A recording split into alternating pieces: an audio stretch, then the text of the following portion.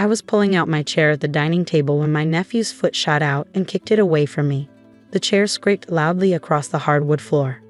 "Servants don't sit with us," 11-year-old Carter announced, looking directly at me. "Mom said so." The Sunday dinner conversation stopped. 18 family members, my entire extended family, stared at the scene unfolding. My sister Vanessa smiled into her wine glass. "Carter, that's not polite.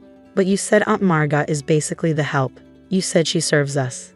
Uncle Richard laughed first, then my brother-in-law, then my cousin Jennifer. Within seconds, the entire table was laughing. Not uncomfortable chuckling, genuine laughter. My mother covered her mouth, but her shoulders shook. Carter looked pleased with himself, foot still positioned to kick the chair if I tried to pull it back. I looked at my sister. She met my eyes, still smiling, and shrugged as if to say, "Kids, what can you do?" I picked up my purse from the entry table and walked out the front door without saying a word. Behind me, I heard Uncle Richard say, "Well, that was dramatic," followed by more laughter. I sat in my car for a moment before starting the engine. The house I'd just left, the sprawling colonial where Vanessa hosted these dinners, looked warm and inviting through the windows. Inside, my family was sitting down to a meal, probably already forgetting I'd been there. I drove home. At 9:47 p.m., my phone buzzed. "Vanessa, finally gone." 2 words. Not "are you okay?" Not "sorry about Carter," just "finally gone." I stared at those words for a full minute. Then I walked to my home office and unlocked the filing cabinet where I kept my most important documents. 3rd drawer down, a folder labeled Harrison Family Trust. I'd established the trust 7 years ago, not long after I'd sold my tech company for $47 million. I'd been 29, suddenly wealthy, and wanted to ensure my family was taken care of. The trust held $12 million, enough to generate substantial annual income for the beneficiaries. Vanessa received $120,000 annually. Her 3 children each had education funds worth $500,000. My brother, Thomas, got $80,000 annually. His 2 kids had similar education accounts. My mother received $60,000 yearly. Various cousins, nieces, and nephews, all receiving distributions or had funds set aside. The trust documents were clear. I was the grantor and trustee. I had full discretionary authority to add or remove beneficiaries. The trust was revocable at my sole discretion. My family believed the money came from a distant relative, great-uncle Bernard, who had supposedly left a fortune when he died. I never corrected them. It was easier than explaining that I'd funded it myself. They thought I was the struggling single woman who worked in tech at some vague middle management job. Meanwhile, I'd exited my company as co-founder and CEO, invested wisely, and built a portfolio worth north of $60 million. I pulled up my lawyer's contact information and sent an email at 10:03 p.m. "David, please prepare immediate revocation documents for the Harrison Family Trust. I want all beneficiaries removed and the trust dissolved effective immediately.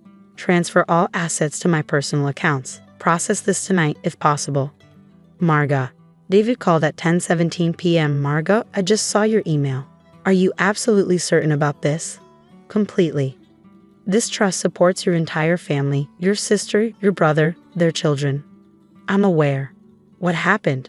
I told him about dinner, about Carter kicking the chair, about servants don't sit with us, about 18 people laughing, about Vanessa's text.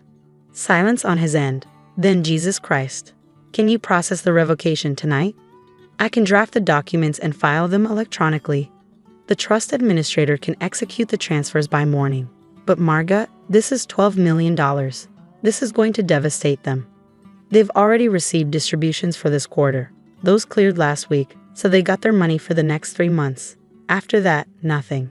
You're giving them 3 months' notice?" "I'm giving them more than they gave me." They took about 3 seconds to laugh at me being physically excluded from the family table. "All right, I'll process everything tonight. You'll see confirmation by 6 a.m. After we hung up, I typed a response to Vanessa, like your inheritance. I turned off my phone and went to bed. At 6:14 a.m., my phone was already ringing when I turned it on. Vanessa. I let it ring through. She called again immediately. Again. By 6:30, she called 14 times. The email from David arrived at 6:22 a.m. Trust revocation complete. All assets transferred to your accounts. Beneficiaries will see 0 balances when they check today. Documents filed with the county. It's done. At 6:45, a text from Vanessa. Call me right now. Something's wrong with the trust account. I didn't respond. My brother Thomas called at 7 too, I answered.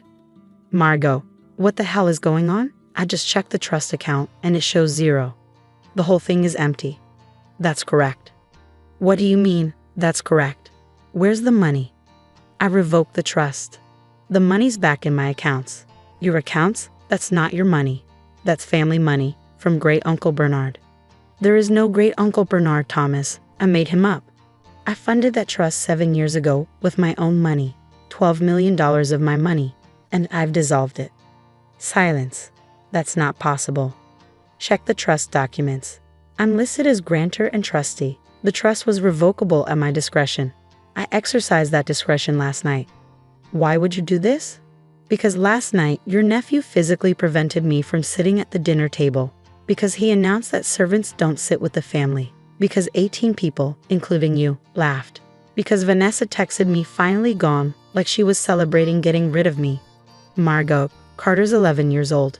He meant exactly what Vanessa taught him. That I'm beneath you all, that I'm the help. And you know what? I'm done paying people who think I'm their servant. This is insane. Vanessa depends on that money. The kids' college funds should have been protected by their parents, not their aunt who apparently doesn't deserve a chair at the table. I hung up. By 8 a.m., I had 37 missed calls. By 9 a.m., someone was pounding on my apartment door.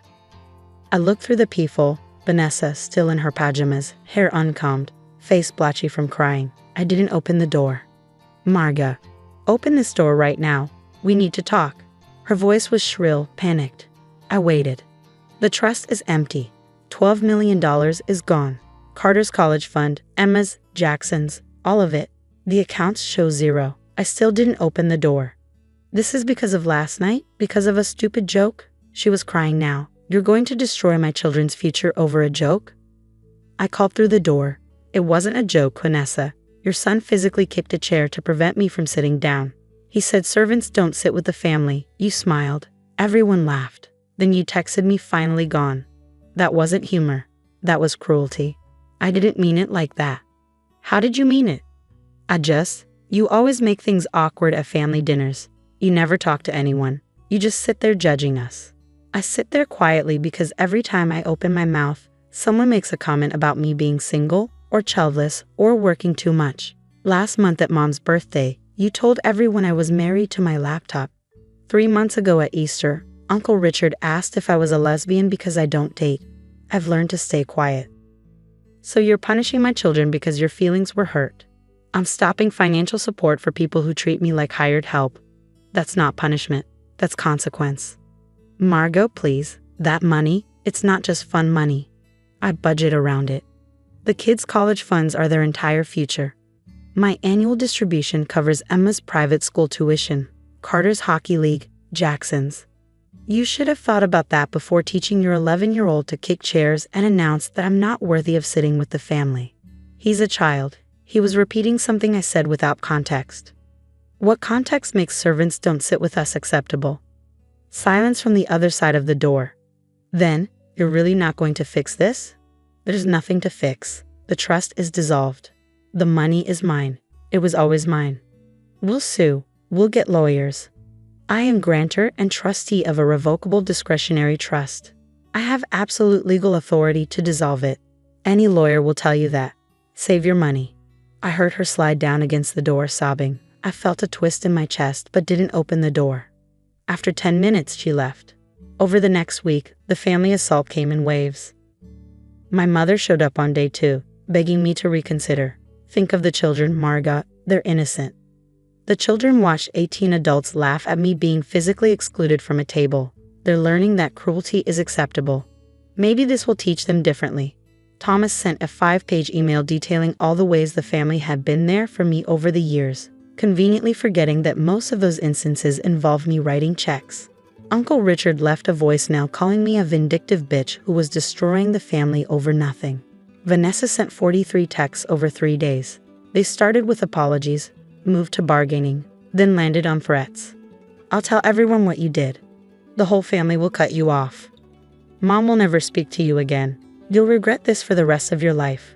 I didn't respond to any of them. On day 8, my cousin Jennifer called. She'd been at the dinner, laughed along with everyone else, and received a modest annual distribution from the trust. Margot, I need to say something. I'm not calling to beg for money back. I'm calling to apologize. I was silent, surprised. What happened at dinner was awful. I laughed because everyone else was laughing, and I didn't want to make waves. But I've been thinking about it all week. Carter physically prevented you from sitting down.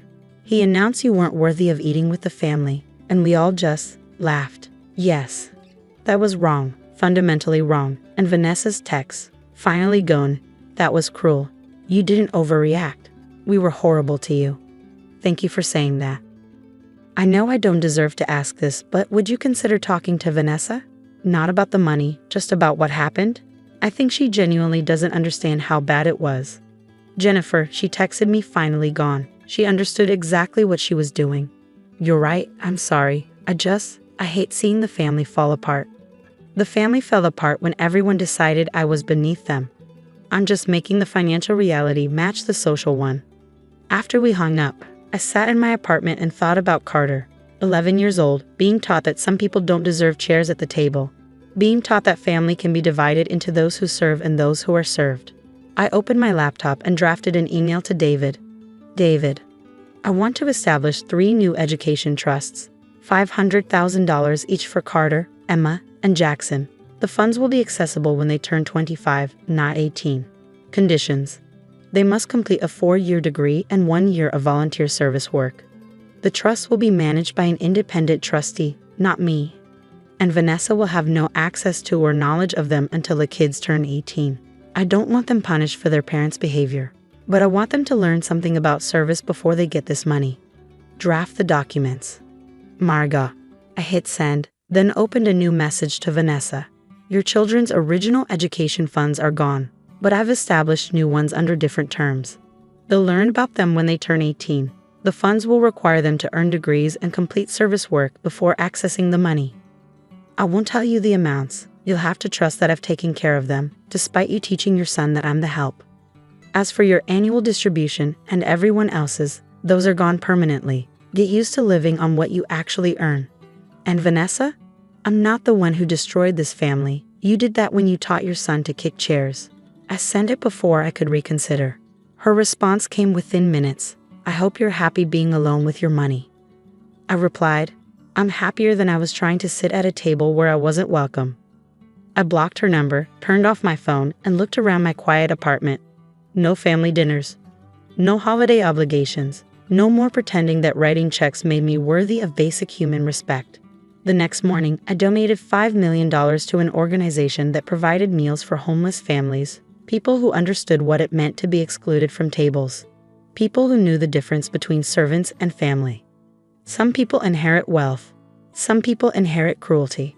And some people learn, eventually, that you can't buy respect with trust funds, but you can stop funding disrespect, one kick chair at a time.